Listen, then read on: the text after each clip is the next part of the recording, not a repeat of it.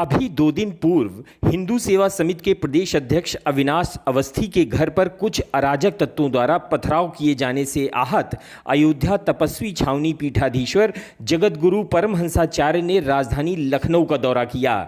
प्रदेश अध्यक्ष अविनाश अवस्थी के आवास पर पहुंचकर इस घटना पर खेद जताते हुए जगतगुरु परमहंसाचार्य ने कहा कि अराजक तत्वों के द्वारा शिव मंदिर की पावनता को नष्ट किया जा रहा है और मंदिर का रक्षण करने वालों पर पथराव किया गया है।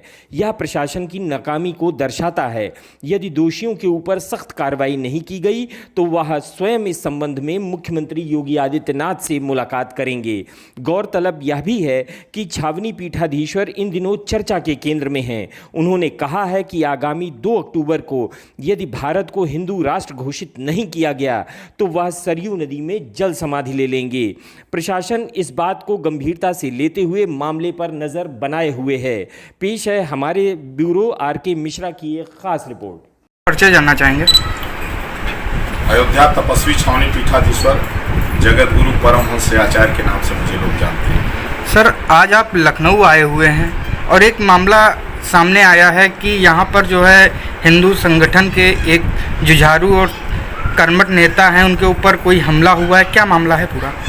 ये दुखद है कि कुछ अराजक तत्व ऐसे हैं कि जो मठ मंदिरों की जो है पावनता को दूषित कर रहे हैं और जो लोग पूजा पाठ करने जाते हैं उनको परेशान कर रहे हैं। और उसी में जिस तरह से आज ये घटना सामने आई है उसका जो है तो यहाँ के जो प्रशासन है इस पर सख्त कार्रवाई करे, और नहीं तो मैं अयोध्या से आया हूँ, अगर इस पर सख्त कार्रवाई नहीं होगी तो इसको लेकर के माननीय मुख्यमंत्री जी से चर्चा करेंगे।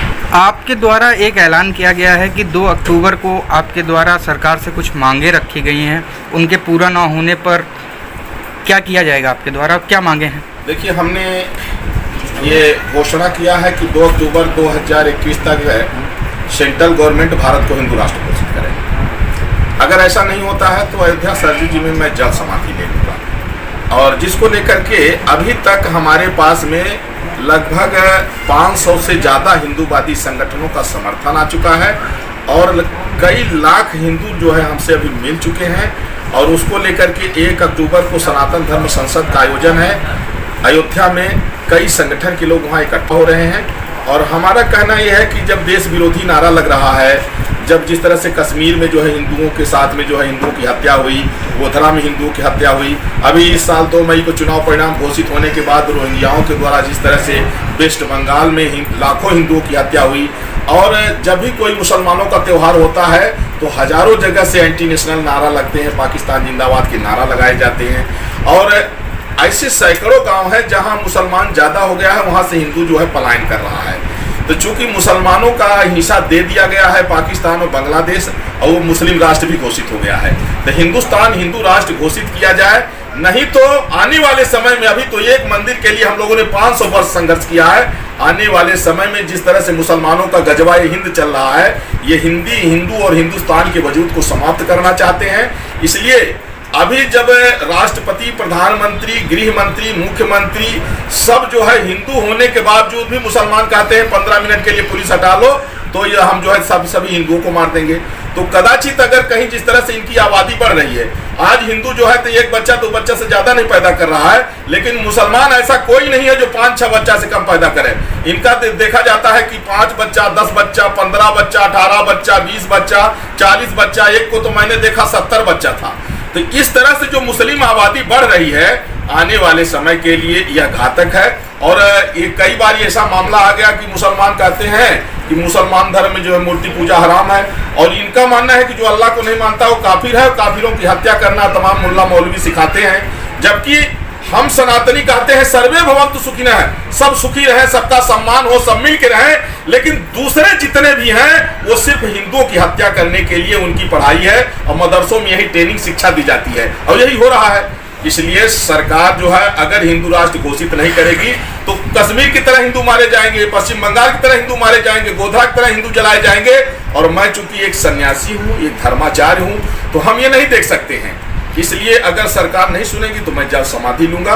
वैसे उम्मीद है कि तमाम भारतीय जनता पार्टी के जिम्मेवार लोग हमसे मिल रहे हैं और कह रहे हैं कि नहीं, देश हित में कदम उठाया जाएगा, क्योंकि भारत के 13 बार जो है बंटवारा हो चुका है। अगर जो है हिंदू राष्ट्र नहीं घोषित हुआ तो मुझे तो लगता है कि फिर जो है भाजपा का जितना भी प्रयास है वो सारा विफल हो जाएगा। एक चीज़ और जानना चाहेंगे कि करीबन आपने जो ये जल समाधि की बात कही है, करीबन 500 संगठन, हिंदू संगठन जो है आपके समर्थन में आए हुए हैं, तो क्या ये जो आपने सरकार से अनुरोध किया है देश को हिंदू राष्ट्र घोषित करने का, आपने ये किसी संगठन के बैनर के तले जो है इस संकल्प को लिया है या मैं जल समाधि लूंगा? वैसे उम्मीद है कि तमाम भारतीय जनता पार्टी के जिम्मेवार लोग हमसे मिल रहे हैं और कह रहे हैं कि नहीं, देश हित में कदम उठाया जाएगा, क्योंकि भारत के 13 बार जो है बंटवारा हो चुका है। अगर जो है हिंदू राष्ट्र नहीं घोषित हुआ तो मुझे तो लगता है कि फिर जो है भाजपा का जितना भी प्रयास है वो सारा विफल हो जाएगा। एक चीज़ और जानना चाहेंगे कि करीबन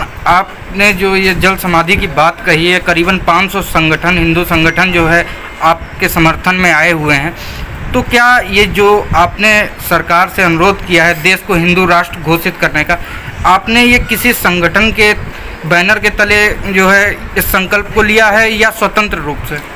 देखिए, ऐसा है कि लगभग भारत में 14 लाख संगठन हैं जी, और सभी संगठन के लोगों को ये लग रहा है कि भारत को हिंदू राष्ट्र घोषित किया जाए। हमारे साथ में अंतर्राष्ट्रीय हिंदू महासंघ भारत, जिसका मैं राष्ट्रीय संरक्षक हूँ, पूरा जो है तन मन धन से हमारे सहयोग में है, और वैसे 14 लाख संगठन जो है वो सब धीरे धीरे हमसे मिल रहे हैं और सबकी एक मांग है कि भारत को हिंदू राष्ट्र बनाया जाए, क्योंकि उनको पता है कि हिंदी, हिंदू और हिंदुस्तान ये तभी बचेगा जब भारत हिंदू राष्ट्र घोषित हो जाए, क्योंकि जहां हिंदू ज्यादा है वहां मुसलमान या ईसाई सम्मान से है, लेकिन जहां मुसलमान ज्यादा हो गया है वहां हिंदुओं का कत्ल हो रहा है।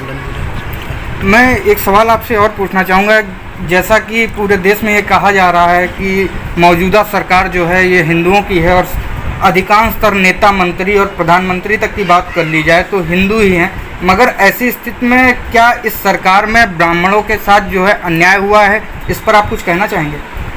देखिए, भारतीय जनता पार्टी देश हित में काम कर रही है और ये जो आरोप लग रहा है ये सिर्फ सियासी लाभ के लिए है। अब एक बात जो कह रहे हैं, ब्राह्मण तो रावण भी था, लेकिन रावण जो है जब गलत करने लगा तो आज तक उसका जो है तो लोग जो है पुतला जलाते हैं। तो यहाँ देखिए, अन्याय करने वाला कोई भी हो, अन्याय के रास्ते में अगर भीष्म पितामह भी गए तो भगवान ने कहा कि इसको वध करो, क्योंकि ये दुर्योधन के पक्ष में खड़ा हो गया है।